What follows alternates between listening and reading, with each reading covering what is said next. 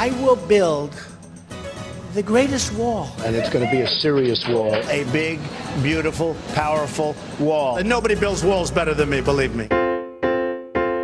While Trump promises to wall off our neighbors to the south. Hello, America. It's us, Canada. Our neighbors to the north are getting some funny ideas. We're way ahead of you. Meet the wisecracking Canadian who struck viral gold by making fun of us. And who suffers from this nonsense? You do. The good citizens of the United States, whose only crime is turning out for elections in embarrassingly low numbers. So we needed someone in America to match wits with this guy, and we knew who would be perfect for the job. Before you build the wall, take them back. And start with Ted Cruz and Justin Bieber. Pulitzer Prize-winning journalist Charlie LeDuff will deliver our response. Tonight it's the Americans versus the wisecrackers from Canada, and we have Charlie on our side. How come not one Canadian team made the NHL playoffs this year, boys? We own it now. And on the serious side, we'll put Donald Trump's success in perspective. We'll show you how he's channeling Andrew Jackson and why he could shake up the map in November. Obama 08. Yeah. Obama 2012. Yes. Trump 2016. Yes. We'll also show you how Florida quietly settled a dispute over 20 million state tax dollars, and how a Florida businessman accused of fraud says he cleared his name and came out on top. The hardest thing to accept is that it was a good idea. This is Money, Power, and Politics. If you think we've never had a presidential candidate like Donald Trump, think again. In many ways, he's a reboot of our 7th president, Andrew Jackson. Both built a fortune in real estate. Both became national celebrities known for telling it like it is. I don't frankly have time for total political correctness. Then both rode their fame into politics while the political establishment dismissed them as fools. Folks, Donald Trump is not a serious person. This is a carnival act. Yeah, compare the story of Old Hickory to what's playing out today. The political establishment resisted Andrew Jackson, even said he should not be running. He should not be a candidate for president of the United States. He is not fit to lead. And Jackson's rivals made fun of his grammar and spelling, just like Trump. The problem is he is a chalker. Next tweet, leet weight chalker Marco Rubio looks like a little boy on stage, not presidential material. He meant to say lightweight, but he spelled it L-E-I-G-H-T, so he got that wrong. And Jackson crushed the political elite by inspiring the common man to join the fight, just like Trump. You had to come represent. You're lying. Once again, lying Ted! Both energized ordinary people who had never voted before. Their critics claimed their speeches were too simple and that they made promises that they could not deliver. But both struck a chord with people by running against politics and business as usual. It's a rigged, disgusting, dirty system. And when their rivals openly conspired against them, it triggered backlash and ultimately made both of them stronger. It's called collusion, folks. And check out Trump's strength of support in those dark tones of red. He's strongest in the Appalachian states, again, just like Jackson. And of course, their rivals claim they both were hotheads. Just angry all the time. Both were known to use colorful, if not vulgar language that rattled the elite. It's political bull. She said he's a. They're ripping the out of the sea. We can't get a school built in Brooklyn. You're not going to raise that price, you understand? I'm going to bomb the out of them. And again, both reveled in beating the intellectual elite with support from ordinary people who don't have fancy degrees. We won with poorly educated. I love the poorly educated. And Trump, like Jackson, also relies on instinct over process. And he's been consistently inconsistent, which drives his critics crazy, but also defines a strategist. So, like Jackson, Trump's critics can underestimate him at their own peril. I have nothing to say about him and how he's running his campaign. Yeah, Trump will likely face Hillary Clinton in November, who also has some things in common with Jackson's opponent, John Quincy Adams. Both were U.S. senators turned secretaries of state whose families had been in the White House once before. And Trump could lose, as Jackson did in 1824, or win, as Jackson did in 1828. Either way, they both started a movement with fiercely loyal followers who are not going away. Remember, Jackson literally shot down his rivals, and his supporters still loved him. And once more, like Jackson, Trump jokingly said he could do the same. I could stand in the middle of Fifth Avenue and shoot somebody, and I wouldn't lose any voters, okay? It's like incredible. And now that Trump is turning up the heat, it's time for a temperature check along the beach in our segment called Beach Party Politics. Time now for Beach Party Politics. Obama 08. Yeah. Obama 2012. Yes. Trump 2016. Yes. Favorite thing about Trump? His outwardiness. Outwardiness. Yes. He's got this. What does that mean? He says whatever he wants to say. He says exactly what we are thinking. Well, from what I see on Facebook, it's just about a wall, and he wants to build a wall or something like that. You gotta have a wall there. Okay? I feel like the wall would stop America from taking care of others, and that's what we do. I'm asking about the presidential race. I keep jogging with you. All right. Who do you like in the presidential race? Oh, I gotta go with. It's a tough one. I gotta go with Trump, though. Why Trump? Well, it's either really good or really bad. What if it's really bad? Well, he knows too much, so he can either really help us or really hurt us. And if it really hurts us, would you regret that? Yeah, but I gotta take the chance. What do you hope he accomplishes? Well, I hope he uses business sense and helps make this country back #1. What about all this stuff with Hillary Clinton? You know, he's really hitting Hillary Clinton hard. Yeah. Now I can focus on Hillary, that crook. What about the sex scandal for Bill Clinton back in the 90s? Is that fair game? Yes. Hillary Clinton's husband abused women more than any man that we know of in the history of politics. He was impeached for lying about what happened with a woman. He's chased around many women. How many? Oh, I don't know. I can't say that. Besides Lewinsky, how many others? I can't say that. I know it's a significant amount. All right, a significant amount. Do you think, Adam Goodman, that Bill Clinton's transgressions from 20 plus years ago help or hurt Hillary Clinton? Does it bring her down or make her look more sympathetic?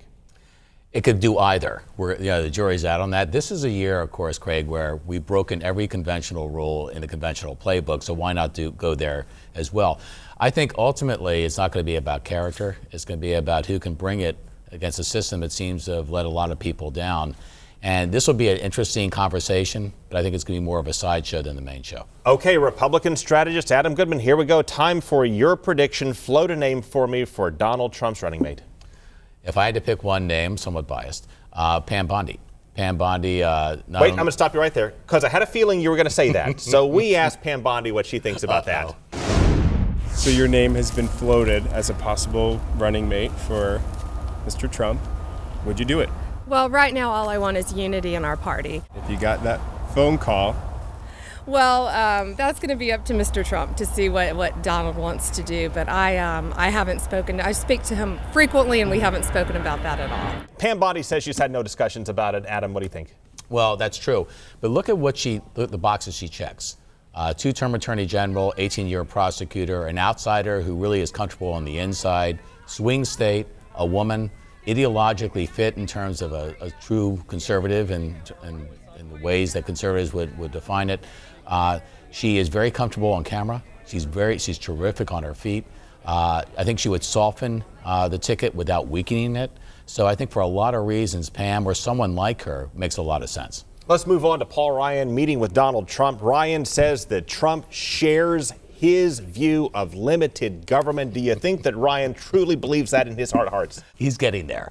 You'll hear the words common ground a lot. That's code now for the Republicans for the word unity. I think Trump is in a position right now where Washington needs Trump more than Trump needs Washington. Adam Goodman, always a pleasure. Thank you for your time. Thank you. Coming up, from the king of pop to the king of rock and roll, this Florida company is bringing people back to life. You cannot tell the difference between our animated humans and your best friend. It's a story of resurrection mixed with controversy and politics. Then we'll head north, where Charlie LeDuff will face off against the wisecrackers from Canada.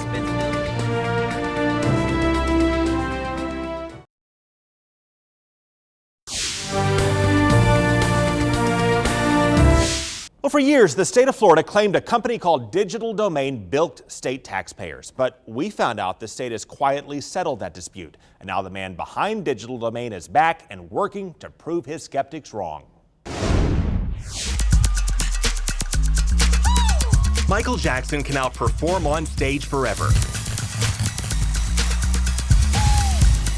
When the flames were coming up in the back and he was surrounded by real dancers, He felt really like he was there. This spot-on 3D projection brought his fans and friends to tears. There were 30, 40 people crying in the first few rows. First, Florida businessman John Texter and his digital artists recreated the King of Pop. You ain't nothing but And now they're recreating the King of Rock and Roll. We've announced, of course, we're bringing back Elvis Presley by way of one of these performances. And in working to resurrect dead celebrities, Texter is working on resurrecting himself. We moved back into the same office where it all started. His last company, Digital Domain, plunged into bankruptcy because he says a hedge fund bailed on his plans to train his artists before billing them out. We showed up with a plan to lose money. That'll do it. But on top of that, the state of Florida sued and accused him of bilking taxpayers by accepting $20 million state dollars on the promise of jobs before Digital Domain collapsed. But the state confirmed it has settled that suit, and now Texter is looking ahead. Digital Domain ended up getting characterized like a Solyndra or some other great failure. Should it have been? Of course not. He denies the accusations from the state and created a new company called Pulse Evolution. We build digital humans that enhance entertainment. And with that, he plans to show what could or should have been with Digital Domain, and he's basing Pulse Evolution in Port St. Lucie. We're the only company in the world that is building these characters at a very high end. After Michael Jackson, he partnered with American Idol founder Simon Fuller to resurrect Elvis and a new pop star from scratch. Their designers in Florida and California build the characters with details down to the eyelashes. We fuss over the spacing of eye blinks because that can't be mechanical at all. It's got to just be right. They program them to speak and move however they want, then it's projected and bounced off an angled screen to create a 3D image on stage. The concept is based on the Pepper's Ghost effect you see at Disney's Haunted Mansion, but far more advanced. There's a very well-known recent candidate for president who a few years ago called me and asked me if we could bring holographic Obama out on stage to introduce Mitt Romney as the next president of the United States. And while that would have been a lot of fun, that might have been a little too scary. Instead, Romney got a real-life Clint Eastwood fussing at a chair. What do you mean, shut up? But that's not the point. When we're in the world of virtual reality, the humans we meet are not going to be made of flesh and blood. They're going to be digital, and they're going to represent other users. They may represent computers that have artificial intelligence that can think and interact with you. And Texter plans to keep advancing digital humans like the future depicted in Star Trek. Please state the nature of the medical emergency. Texter knows politicians in Florida don't trust him, but he trusts in his vision and says he will keep his commitment to Florida. We're at a state with our digital characters where, with a camera 2 inches off of the bridge of a nose, you cannot tell the difference between our animated humans and your best friend. Well, Texter said there was no finding of wrongdoing in the final settlement with the state. He says it was a victory for him and that he was required to pay nothing and that the state recouped nothing more than an insurance payout. The state says it recovered around $3 million in the settlement. Please subscribe to our YouTube channel for full investigations, extended interviews, and prior shows you may have missed. Search for Craig Patrick's Money, Power, and Politics on YouTube and click subscribe at the top of the page. Coming up, our friends in Canada are having a lot of fun at our expense. So we sent our Charlie LeDuff to the border to give them what for.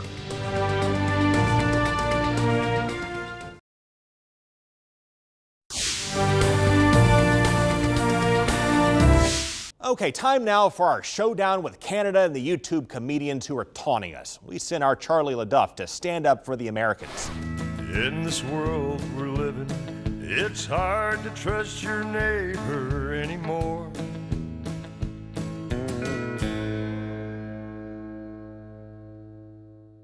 A couple of Canadians posted a video on Facebook recently dogging the state of things in the United States. It was viewed more than 60 million times. Oh, hello, America. It's us, Canada.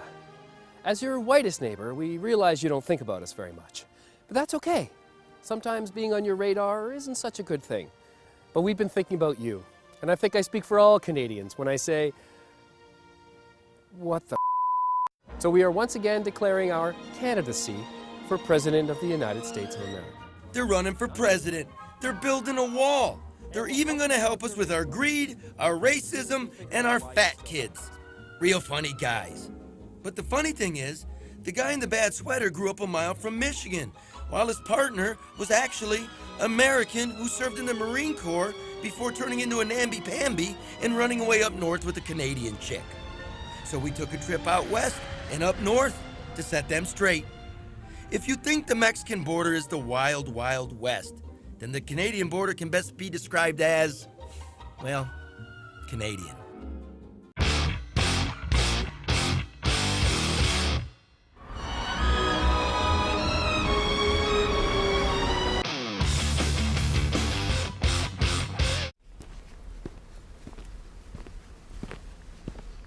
What is that, a Prius? That's a Prius. That, my man, that's how you roll. All right, guys, what the is your problem? You gonna build a wall? We're not going to build it right there.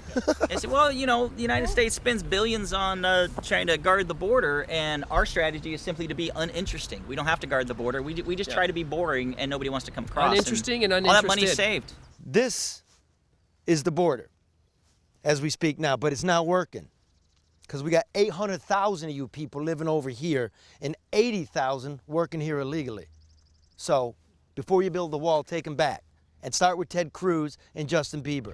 Now, Ted Cruz is Texas's problem, all right? Yeah. We may have birthed him, but Texas raised him, so don't put that on us. When's this wall gonna be done? Oh, that's top secret. Who's paying for it? We're happily paying for it. You We have no problem with that. You have to pay for it because we're running a $150 million a year trade deficit with you. Mm-hmm. Yeah? And your money's worthless. How can that be? This is a good-looking dude. Who is that? She is starting to kind of morph into a bit more of a sort of, you know how husbands and wives, when they're together long enough, they start to look like the same person? Yeah. So she's starting to take on Prince Philip's attributes, just a little. Well, why would you have the Queen of... Hold on a second. All right, hold on, we got the Canadian Border Patrol coming through.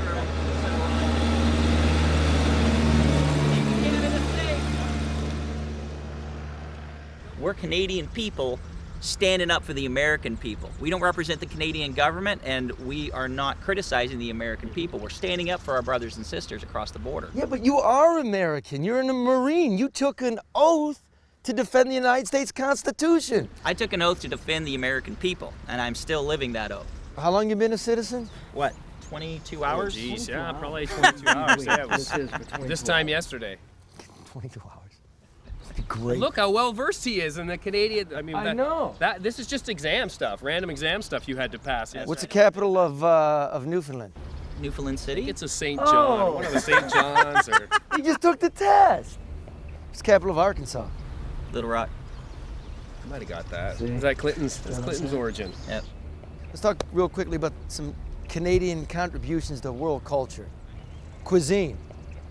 Tim Hortons. You're welcome. It's owned by Burger King, brother. It's bought by Burger King. It was invented by a Canadian. The sporting scene. Synchronized swimming, I'll give it to you. You're welcome. Double luge, it's weird, but I give it to you. You're welcome. To stay warm in the winter. Curling, well done. Yeah. Ice hockey.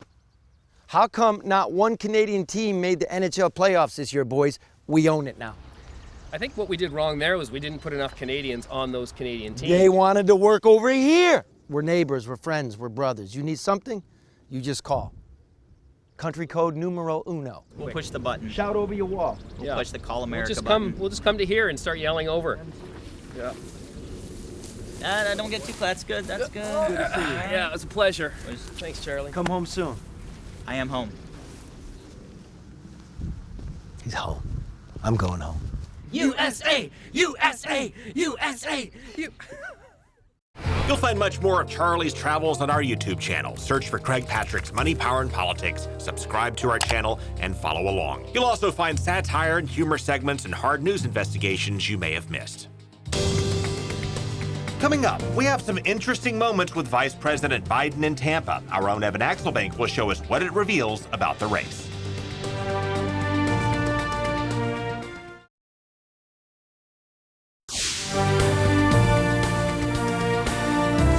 I'm going to be looking for a job in about 10 months. I love the climate. Well, Vice President Joe Biden came to Tampa to talk about Florida and his place in history. Let's start with our opening with Cuba and relations with Latin America. We need to take it in our hands and bend the future a little bit. Okay, let's bring in Evan Axelbank. You were there with Vice President Biden. So where does he and where do we go from here?